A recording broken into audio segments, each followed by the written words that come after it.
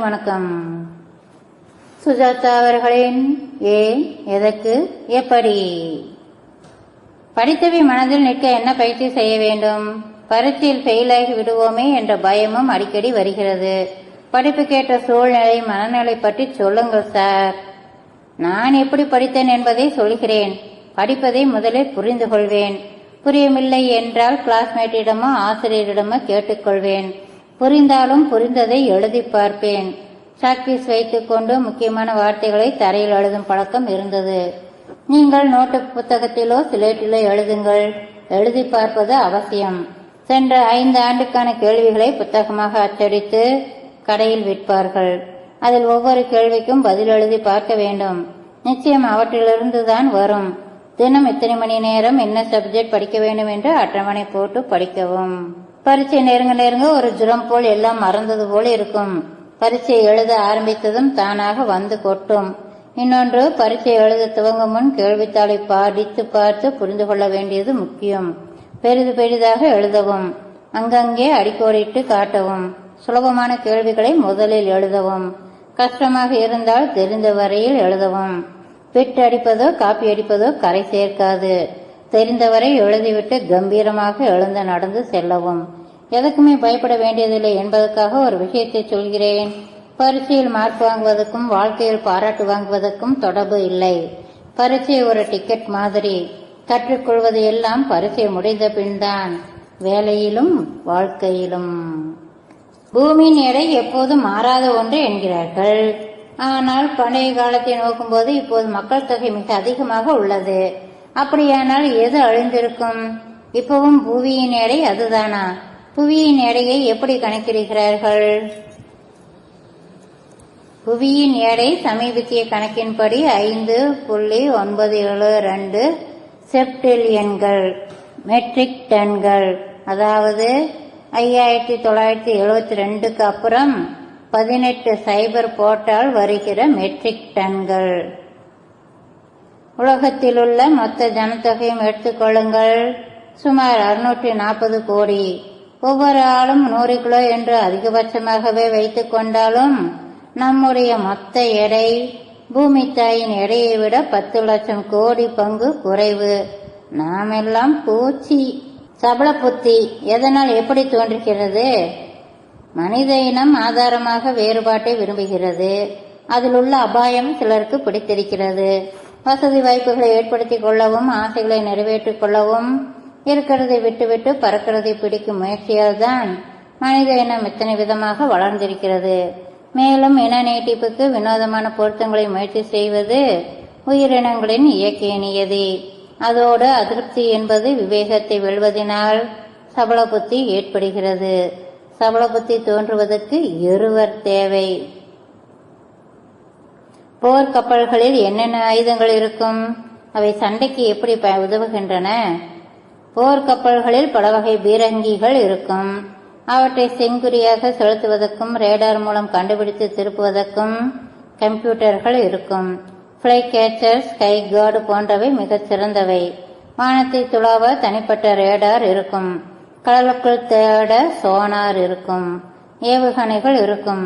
கடலிலிருந்து கடலுக்கும் கடலிலிருந்து விண்ணுக்கும் ஏவ டார்பிடோக்கள், ஆழ்கடல் பாம்கள், ஒரே சமயத்தில் 100 முறை வெடிக்கும் கிளஸ்டர் பாம்கள் என்று குவியலாக குவிக்க இந்த கப்பல்களில் இடம் உண்டு.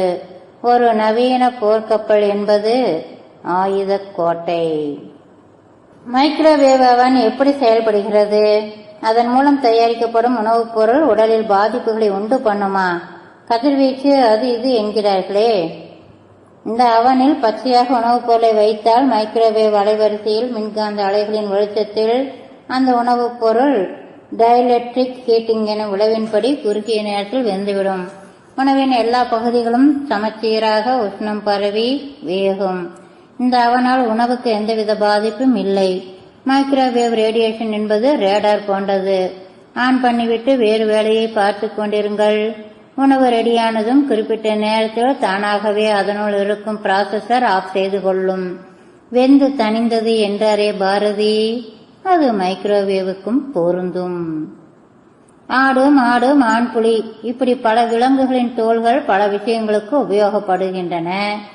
ஆனால் மனிதனின் தோல் மட்டும் ஏன் எதற்கும் உபயோகம் இல்லாமல் போயிற்று? மனிதனின் தோல் பயன்பட்டாலும் நீத்தார் கடன் என்று ஒன்று உள்ளதே. மனிதன் இறந்த பிறகு புதைக்கவோ எரிக்கவோ நம் நம்பிக்கைகள் அனைத்தும் சொல்லுகின்றன. மனிதனின் எலும்பில் பாஸ்பரஸ் எடுக்கலாம், அதிலிருந்து உரம் தயாரிக்கலாம் என்கிறார்கள். சில பழங்குடி இனத்தவரிடையே சண்டையில் எதிரிகளை கொன்றுவிட்டு எதிரியுடன் சேர்ந்து இருக்கும் பெண்களின் மார்பகங்களை தனிப்படுத்தி புகையிலை போட்டுக்கொள்ள சுருக்கு பைகளாக பயன்படுத்தியிருக்கிறார்கள். நீங்கள் கேட்டதால் தான் சொன்னேன். அன்பை வெளிக்காட்டவே நாய் தன் வாளை ஆட்டுகிறது. சிலர் வாளை வெட்டிவிட்டு நாயை வளர்க்கிறார்களே, ஏன் சார்? அன்பை விட சந்தோஷத்தை வெளிக்காட்டவே அவை வாளை பயன்படுத்துகின்றன. நாய்கள் பெரும்பாலும் வீடுகளில் வளைய வருவதால் சந்தோஷத்தை பொழிகிறேன் என்று சொல்லி வாளில் எதையாவது நினைத்துக் கொண்டு பன்னீர் தெளிப்பது போல் தெளித்துவிடும் வாய்ப்பு உண்டு. சில வகை நாய்களின் வால் அசௌகரியமாக நீளமாக இருப்பதால் அதன் மூலம் இன்ஃபெக்ஷன் வரும் என்று மருத்துவ காரணங்களுக்காகவும் சின்ன குட்டியிலேயே வெட்டி விடுவார்கள். தொத்தலான வத்தலான நாய்கள் பயம் வந்துவிட்டால் வாளை சுருட்டி கால்களுக்கிடையில் நுழைத்துக் கொண்டு ஒரு பர்லாங் ஓடிவிட்டு திரும்பி பார்த்து வாளை மெல்ல நிமிர்த்தி பார்க்கும். கொஞ்சம் வீரமான நாய்கள் தன் கோபத்தை கண்களிலேயோ காது மடல்களிலேயோ காட்டிவிடும். உலக அளவில் கூட ஆண்களை விட பெண்கள் தான் அதிக நாட்கள் உயிர் வாழ்கிறார்களாமே, இது எப்படி சாத்தியம் சார்? ஆம், பெண்களுக்கு ஆயுள் கொஞ்சம் கெட்டிதான். ஆண்களுக்கு சராசரி ஆயுள் குறைவாக இருப்பதற்கு காரணம் ஆணாதிக்க மனப்பான்மைதான். ஆண்கள் அதிகம் சண்டை போடுகிறார்கள். அரசியல், போர், ராஜதந்திரம், உயர் பதவி, டென்ஷன், குடிப்பழக்கம் இவையெல்லாம் ஆண்களுக்குத்தான் அதிகம். அண்மையில் ஈராக் சன்னி முஸ்லிம்களின் தொழுகையில் நடந்த வெடி விபத்தில் எத்தனை ஆண்கள் எத்தனை பெண்கள் செத்தார்கள் என்று யோசித்து பாருங்களேன். நவீன வாழ்வில் பெண்களுக்கு இந்த இறப்பு விகிதாச்சாரத்தை கலைக்க புற்றுநோய் முயல்கிறது. மெனோபாஸ் வரை பெண்களை ஹார்மோன்கள் இதய நோய்களிலிருந்து காப்பாற்றுகின்றன. பொதுவாகவே பெண் குழந்தைக்கு நோய் தடுப்பு சக்தி அதிகம். பெண்கள் ஆண்களை விட சராசரி 5 to 8 வருடம் அதிகம் வாழ்கிறார்கள். உலகின் மிக அதிக வயதான பிரஜை எப்போதும் பெண்களாகத்தான் இருக்கிறார்கள். ஓட்டு போட வரும் பெண்களை கவனிங்கள். 100 வயது குடுகுடு கிழவியை ஓட்டுச்சாவடிக்கு தூக்கி வந்தார்கள் என்ற செய்திகள் நிறைய வரும். தூக்கி வருவதற்கு குடுகுடு கிழவர்கள் இருக்க மாட்டார்கள். பிராய்லர் கோழிகள் முட்டையிடுவதில்லை. ஆனால் அவற்றை எப்படி உருவாக்குகிறார்கள்? கோழி பண்ணைகளில் முட்டையிடும் கோழிகள் என்றும் லேயர்ஸ், பிராய்லர் கோழிகள் பிராய்லர்ஸ் என்றும் தனித்தனியாக வளர்க்கிறார்கள். முட்டையிடும் கோழிகள் நல்ல ஊட்டச்சத்துடன் வளர்க்கப்பட்டால் 7 வருடங்கள் உயிர் வாழும். பிராய்லர் கோழிகள் மாமிசத்துக்காக மட்டும் வளர்க்கப்படுபவை 7 வாரங்களில் கொல்லப்படுகின்றன.